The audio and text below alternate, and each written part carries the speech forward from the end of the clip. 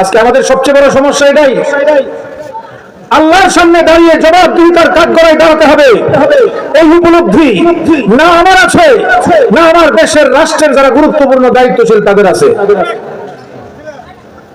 আমরা মনে করি জনগণের চোখ ফাঁকি দিলেই বাস সব শেষ। এই যে আপনারা দেখছেন না পত্র পত্রিকায় রডের বদলে বাঁশ দিয়ে দিছে, দেখছেন না? রাস্তা করতে গিয়ে রডের বদলে বাঁশ। তারা চিন্তা করছে জনগণের চোখ ফাঁকি দিয়া, রড না দিয়া যদি বাঁশ দিয়া এখানে ঢালাই করে চলে যায় আমার বিরাট অঙ্কের লাভ হবে, জনগণ তো আর বুঝবে না।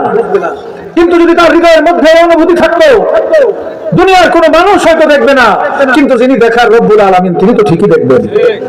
তাহলে কি সে এই অপরাধ করতে পারত? এই যে আজকে মানুষের অধিকার থেকে মানুষকে বঞ্চিত করা হচ্ছে, বাংলাদেশ থেকে কি পরিমাণ টাকা বিদেশে পাচার করা হয়েছে, যদি এই টাকা সব ফিরে আনা হয় তাহলে 30টা পদ্মা সেতুর টাকা হয়ে যাবে।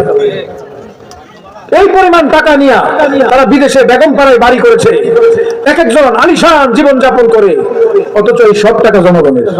কথা ঠিক না ঠিক?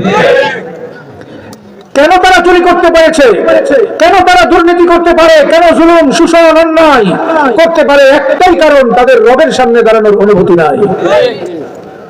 সাইয়েদুনা হযরত ওমর ইবনে খাত্তাব রাদিয়াল্লাহু আনহু নাম শুনেছেন? হযরত ওমরের নাম শুনেছেন সবাই?